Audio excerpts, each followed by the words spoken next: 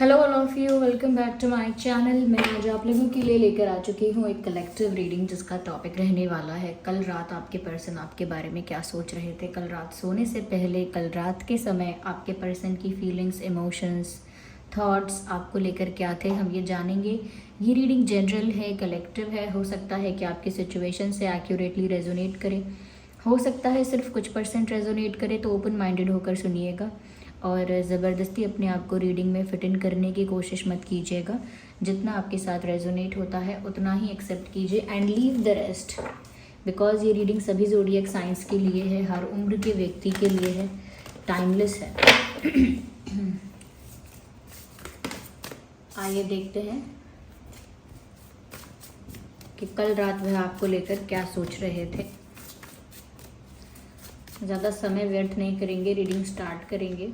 Wow, night का ही card आ गया, night का ही हमने क्वेश्चन पूछा है। रीडिंग रात के समय के लिए ही है और रात का ही यहाँ पर कार्ड आ गया है। वाओ, यूनियन का भी कार्ड यहाँ पर आया है। That's also beautiful, that's also beautiful. Union का भी कार्ड यहाँ पर आ चुका है। आगे और देखते हैं व्यूवर्स कि यहाँ पर और क्या मैसेजेस हैं यहाँ पे, कि कल रात आपके पर्सन और कैसा महसूस कर रहे थे। ब्यूटिफुल। देखिए व्यूअर्स, यहाँ मैसेज बहुत अच्छे हैं। I still have to take one more card, फिर भी मैं एक कार्ड और लेना ही चाहूँगी। Okay, nice. सबसे पहली बात व्यूअर्स ये है, कहीं ना कहीं आपके पर्सन ऐसा लगता है किसी चीज़ का सपना देख रहे हैं। ये एक्चुअली में कोई सपना हो सकता है कि आपके पर्सन कोई ड्रीम देख रहे हैं आपको लेकर, जो कि लिटरली उन्होंने कल रात कोई सपना देखा हो सकता है। कल रात आप उनके सपने में आए, या कल रात आपको लेकर आपके पर्सन ने कोई सपना देखा है जिसमें आप इनके सपने में आए हैं। यहाँ पर मैसेज भी है, be in the present and dream of future, when we dream everything is possible. तो यहाँ पर ऐसा वो फील कर रहे थे कल रात कि अगर वो इस चीज़ को सच्चे दिल से मैनिफेस्ट करते हैं, इसको पूरी शिद्दत से चाहते हैं, पूरे डेडिकेशन के साथ इसे चाहते हैं, तो डेफिनेटली जो उनका सपना है वो पूरा हो सकता है। आपको लेकर उनका कोई ड्रीम है। यहाँ पर ऐसा लगता है कि जैसे ये इंसान खुली आंखों से भी सपने देख रहे हो सकते हैं, because as you can see in this card someone is sitting here. अगर आप ध्यान से देखेंगे तो आपको दिखेगा यहाँ पर कोई बैठा है और चांदनी रात में आसमान की ओर देख रहा है। यानी अपने कल के बारे में सोचता हुआ, अपने आने वाले भविष्य को लेकर सपने सजाता हुआ ये इंसान यहाँ पर आसमान को देखकर अपने भविष्य की कल्पना कर रहा है। जो सपना उसने देखा है उसकी कल्पना कर रहा है। तो ऐसा लगता है व्यूअर्स कि कल रात इन्होंने बहुत ज़्यादा कह सकते हैं कुछ ऐसा जो डे ड्रीमिंग कह सकते हैं, लेकिन दिन में नहीं की है ऑब्वियसली। तो रात के समय इन्होंने खुली आंखों से कुछ सपने सजाए हैं, कुछ ख्वाब बुने हैं, कुछ सपने सजाए हैं। और ऐसा लगता है कि अकेले बैठकर इन चीज़ों के बारे में सोचा भी है, अकेले बैठकर इन चीज़ों पर चिंतन भी किया है कि क्या ये सब कुछ हो पाएगा, ये सब कुछ ज़रूर होना चाहिए, अगर मैं सच्चे दिल से चाहूँ तो ये ज़रूर हो सकता है। Nothing is impossible, everything is possible, if you really want it, it will happen to you. तो इस टाइप की अफर्मेशंस, इस टाइप की बातें इन्होंने खुद से की हैं कि अगर मैं सच में चाहूँ तो ये हो सकता है, अगर इस चीज़ के लिए मैं सच में पैशनेट हूँ, डेडिकेटेड हूँ, तो ये चीज़ मुझे ज़रूर मिलेगी, जो मेरा सपना है वो ज़रूर पूरा होगा। तो कहीं ना कहीं व्यूअर्स, आपको लेकर उनके कुछ सपने हैं, आपको लेकर उनके कुछ ख्वाब है, जो ख्वाब वो कल रात भी देख रहे थे, जो सपने वो कल रात भी सजा रहे थे, और वो सपने वो पूरे करना चाहते हैं। उन सपनों के पूरे होने की उम्मीद, उन सपनों के पूरे होने की आस, उम्मीद, कहीं ना कहीं वो होप है जिसको लेकर वो कल रात बहुत ज़्यादा सोच रहे थे। वो जो उम्मीद है वो अभी भी है, और वो उसी उम्मीद पर, जैसे कहते हैं ना, उम्मीद पर दुनिया कायम है। तो उनका भी कहीं ना कहीं ये जो इंतज़ार है वो उम्मीद पर कायम है कि मुझे पेशेंस रखना चाहिए, वेट करना चाहिए, मेरा जो सपना है वो ज़रूर पूरा होगा। आगे हम क्लियर कर देते हैं कि ड्रीम किस चीज़ के बारे में देख रहे हैं, क्या है वो ड्रीम, क्या है वो सपना जो वो चाहते हैं आपके बारे में कि वो पूरा हो जाए। कहीं ना कहीं व्यूअर्स, ये पिक्चर आप देख सकते हैं, यू कैन सी यहाँ पर ट्री है एक, और ट्री के 2 पार्ट हैं और कैसे एक दूसरे को किस कर रहे हैं। And it's bright sunny day, और यहाँ पर जो पेड़ है इसमें चिड़िया बैठी हुई है, यानी कि बर्ड्स है ढेर सारे। यह मैसेज है यूनियन ऑफ हार्ट्स, यानी दिलों का एक होना, यूनियन ऑफ हार्ट्स। और यहाँ मैसेज है there is a connection of love that defies explanation, यानी कि इस तरह का जो उनका इमेजिनेशन है, इस तरह का उनका ड्रीम है, वो इस तरह की रियलिटी आपके साथ मैनिफेस्ट करना चाह रहे थे, वो इस तरह की लाइफ, इस तरह का फ्यूचर आपके साथ चाह रहे थे, जैसे आप दोनों एक हो जाएं और इतने अटूट तरह से एक हो जाएं, इस तरह से आप दोनों यूनाइटेड हो जाएं, इस तरह से आप लोग यूनियन में आ जाएं, इतना अनब्रेकेबल आपका बॉन्ड हो जाए, इतनी ज़्यादा आप लोगों के बीच स्ट्रॉन्ग केमिस्ट्री हो जाए कि फिर वो टूट ना सके। इतना स्ट्रॉन्ग इंटीमेट डीप कनेक्शन आपके साथ चाह रहे हैं इन फ्यूचर, ये उनका सपना है, इस तरह का यूनियन वो आपके साथ चाह रहे हैं, जहाँ रोमांस हो, केमिस्ट्री हो, लव हो, स्वीटनेस हो, ये सारा ऐसा उनका एनवायरनमेंट हो आपके साथ। कहीं ना कहीं ये एक ऐसा कनेक्शन है प्यार का, या वो एक ऐसा कनेक्शन आपके साथ प्यार का फील कर रहे थे जिस कनेक्शन को आप वर्ड्स में एक्सप्लेन नहीं कर सकते, या जिसका कोई एक्सप्लेनेशन नहीं है। Even if you would try to explain that, you won't be able to do so. आप उसे एक्सप्लेन नहीं कर सकते। वो भी ऐसा ही सोच रहे थे कि मैं जैसा महसूस करता हूँ अपने पर्सन के लिए, यानी आपके लिए, या मैं जैसा महसूस करती हूँ इनके लिए, उनके लिए, उसको मैं कभी एक्सप्रेस नहीं कर सकती या एक्सप्रेस नहीं कर सकता, उसको मैं कभी शब्दों में बता नहीं पाऊँगा या बता नहीं पाऊँगी। It is too deep and it is too different and unique. ये बहुत गहराई की बात है और बहुत अलग बात है, इसको शब्दों में एक्सप्लेन कर पाना आसान नहीं है। जिस तरह का पैशन, जिस तरह की केमिस्ट्री वो आपके साथ फील करते हैं। तो व्यूअर्स, वो जैसे यहाँ पर एक किस हो रहा है और दो लोग एक हो रहे हैं, इस तरह का यूनियन वो आपके साथ चाहते हैं। एंड इनफैक्ट कल रात वो ऐसा भी सोच रहे थे कि जैसे वो आपको किस करें। सो दे रियली वांट टू किस यू। वो आपकी प्रेजेंस को, आपके फिजिकल जेंटल टच को फील करना चाहते हैं। They want to feel your presence, they want to touch you, they want to feel you. Yeah. Yes, viewers. एक इंटीमेट, पैशनेट यूनियन चाहते हैं आपके साथ। यस, और ऐसा ही सपना देख रहे हैं। या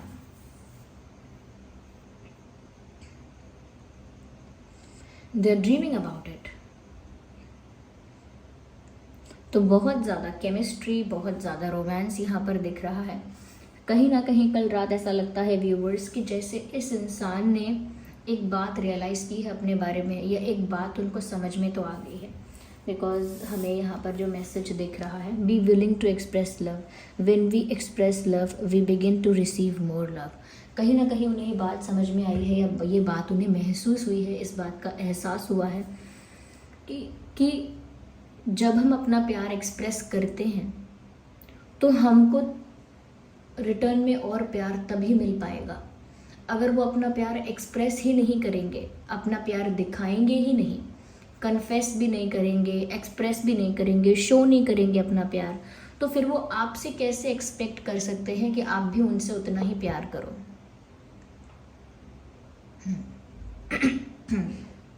तो ये बात उन्हें रियलाइज़ हुई है आपके बारे में। Sorry for my throat. Okay, ये 12 महीने में से 7-8 महीने तो मेरा थ्रोट का प्रॉब्लम रहता है। इट इज़ वेरी रेयर कि वो ठीक रहे। तो यहाँ पर ऐसा लगता है व्यूअर्स कि जैसे इस इंसान को ये बात समझ में आई है कि अगर वो आपसे इतना सारा प्यार करते भी हैं, या इतनी केमिस्ट्री, इतना पैशन, इतना कहीं ना कहीं आपके लिए प्यार महसूस करते भी हैं, इतना रोमांटिक आपके लिए फील करते भी हैं, तो उन सब चीज़ों का कोई फ़ायदा नहीं जब तक ये बात आपको पता ना चले।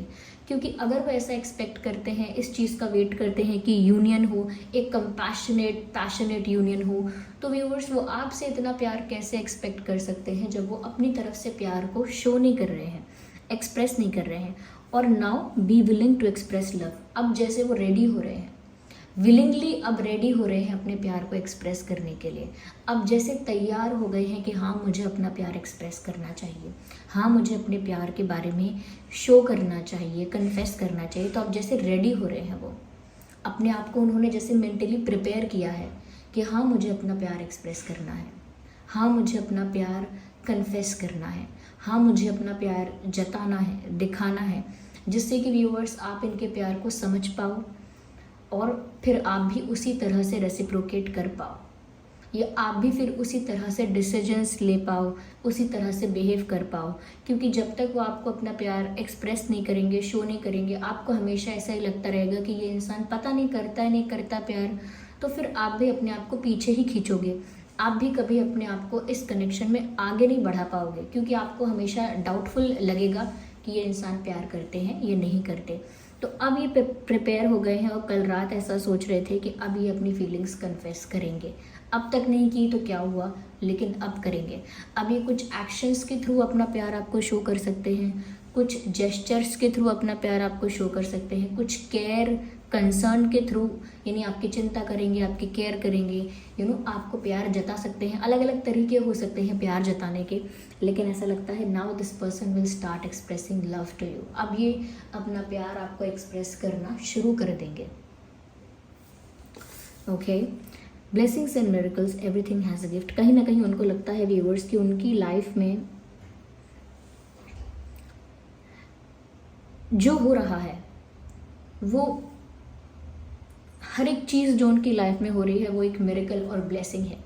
आप उनकी लाइफ में जिस तरह से आए हो, आपके साथ उनके दिल का जो अटैचमेंट हुआ है, उनको लगता है ये एक ब्लेसिंग है। आप एक ब्लेसिंग की तरह उनकी लाइफ में आए हो, एक प्रीशियस गिफ्ट की तरह आप उनको मिले हो। ओके, तो कहीं ना कहीं वो बहुत ब्लेस्ड फील करते हैं आपको पाके।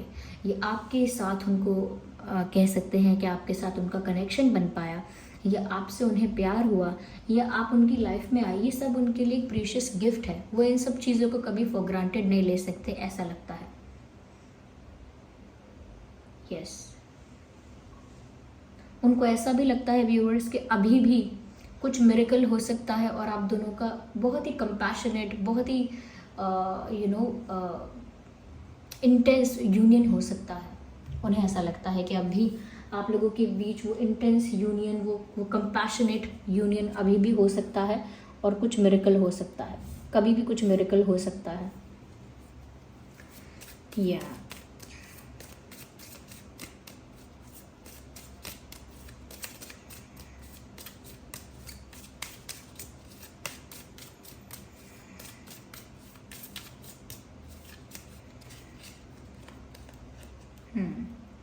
Financial issues are a factor in your love life right now. कहीं ना कहीं व्यूअर्स इनकी लव लाइफ को इनका फाइनेंशियल स्टेटस या इनके फाइनेंसेस या इनका करियर भी अफेक्ट कर रहा है।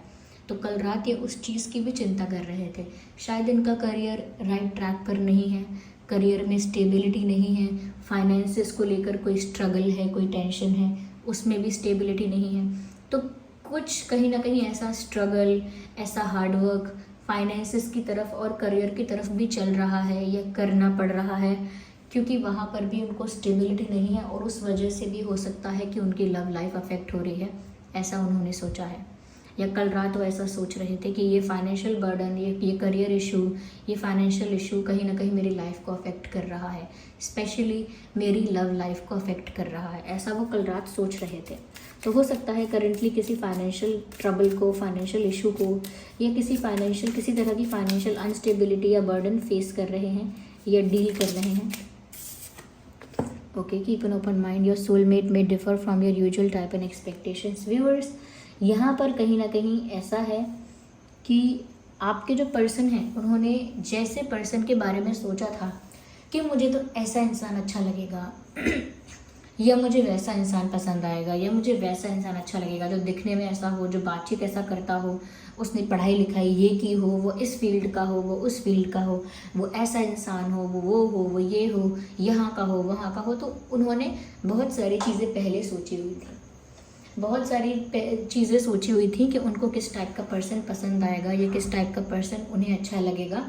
लेकिन जब वो आपसे मिले हैं तो उनको समझ में आया है कि जिससे उनको प्यार हुआ है, ये जो उनके लिए सबसे स्पेशल अब हो गया है, वो सारी कैटेगरीज, वो सारे टाइप्स को मैच नहीं करता। यानी कि जिस टाइप का पर्सन उन्होंने अपने लिए सोचा हुआ था, आप उस टाइप से बिल्कुल अलग हो। अगर उन्होंने अपने लिए एक बहुत ही प्रैक्टिकल लॉजिकल इंसान सोचा था, तो आप बहुत ही इमोशनल, सेंसिटिव और बहुत ही लविंग टाइप ऑफ इंसान हो। अगर उन्होंने अपने लिए बहुत ही मटेरियलिस्टिक, मनी माइंडेड, या कह सकते हैं कि बहुत ज़्यादा स्पोर्ट्स में अच्छा हो, ऐसा हो वैसा हो, या कुछ भी तो आप उससे बिल्कुल हटके हो। तो कहीं ना कहीं, ये तो सिर्फ मैंने एग्जाम्पल दिए हैं, लेकिन you are different from the expectations of your partner and they are still in love with you. That's the beauty of it. ये इस बात की खूबसूरती है कि उनके जो एक्सपेक्टेशंस और टाइप्स थे शुरू से, उसमें आप मैच नहीं करते या उसमें आप फिट इन नहीं होते, फिर भी उन्हें आपसे बहुत प्यार हुआ है। तो वो कल रात ऐसा ही सोच रहे थे व्यूअर्स, कि आप उनके एक्सपेक्टेशंस टाइप्स में फिट इन नहीं होते हो। जैसा उन्होंने पार्टनर सोचा था, आप बिल्कुल वैसे नहीं हो, लेकिन स्टिल वो आपसे कितना प्यार कर रहे हैं।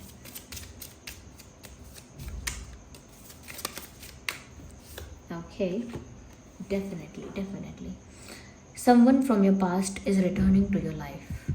तो व्यूअर्स, ये इंसान आपकी लाइफ में लौट कर आ रहे हैं या लौट कर आना चाहते हैं। अगर आपसे इनका सेपरेशन, ब्रेकअप, नो कॉन्टैक्ट, कुछ भी ऐसा हुआ है, तो ये आपकी लाइफ में दोबारा एंटर करना चाहते हैं, आपकी लाइफ में दोबारा आना चाहते हैं, आपके दिल में अपने लिए जगह बनाना चाहते हैं। और काफ़ी लोगों के लिए ये भी रिकन्सिलेशन का भी मैसेज है। तो काफ़ी लोगों के लिए हो सकता है कि पास्ट लाइफ से ये है इंसान, ये ज़रूर आपका सोलमेट हो सकता है, क्योंकि यहाँ भी योर सोलमेट का मैसेज है। और कहीं ना कहीं यहाँ पर पास्ट लाइफ कनेक्शन को दिखाया जा रहा है कि कोई आपके पास्ट लाइफ से, आपके प्रीवियस लाइफ से, पास्ट लाइफ से कोई आपकी लाइफ में लौट कर आ रहा है। तो डेफिनेटली ये आपका सोलमेट हो सकता है। तो ये जिस पर्सन के लिए आप ये रीडिंग देख रहे हो सकता है कि ये आपके सोलमेट हैं और आपका इनके साथ पास्ट लाइफ कनेक्शन है। इस लाइफ से पहले भी आप इन्हें जानते हो और ये इस लाइफ में लौट कर आए हैं आपके साथ यूनियन के लिए।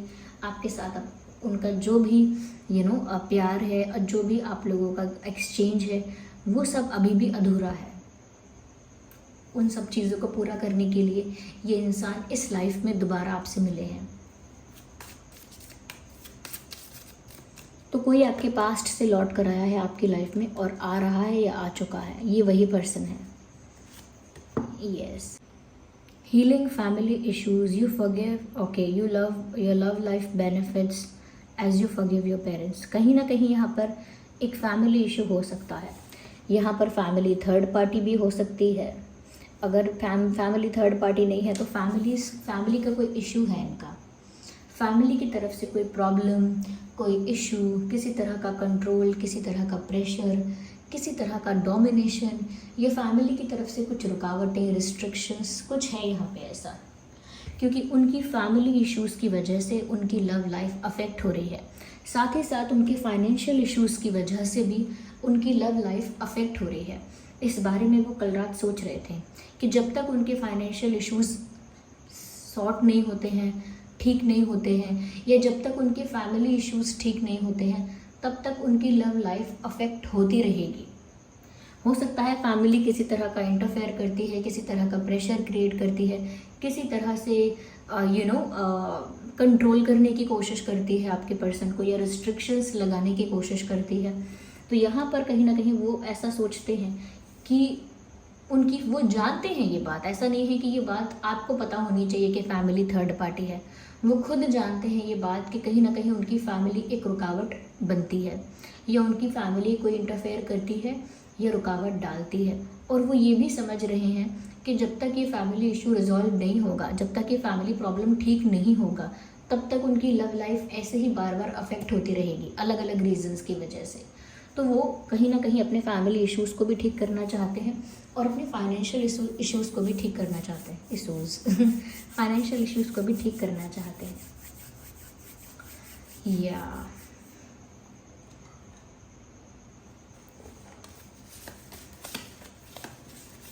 मैसेजेस देखते हैं व्यूअर्स उनकी तरफ से।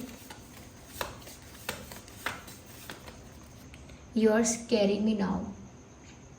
व्यूअर्स, अगर थोड़ा भी आपने इस पर्सन के प्रति अपना बिहेवियर चेंज कर दिया है तो उस बात से इनको बहुत डर लग रहा है। अगर आपने अपना बिहेवियर थोड़ा भी चेंज किया है या कुछ आपने अपने अंदर ऐसा बदलाव कर लिया है जो पहले आप अलग थे और अब आप अलग हो गए हो, तो उस बात से ये इंसान काफ़ी घबरा गए हैं। ये आपसे कह रहे हैं कि मुझे कॉल करो। ये चाहते हैं कि आप इन्हें फ़ोन करो, इन्हें कॉल करो।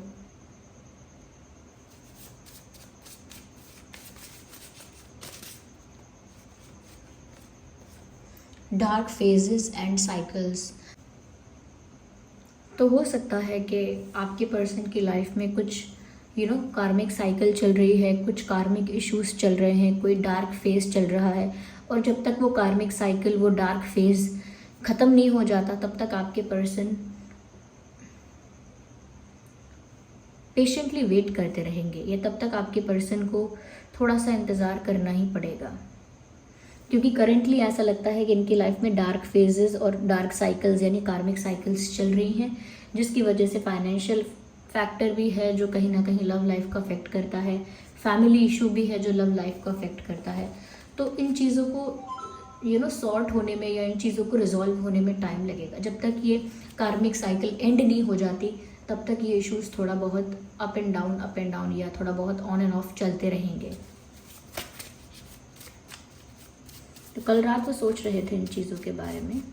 Okay, read my eyes. वो ऐसा कहना चाहते हैं कि अगर आपको कुछ ऐसा जानना है तो आप इनकी आंखें पढ़ लीजिए।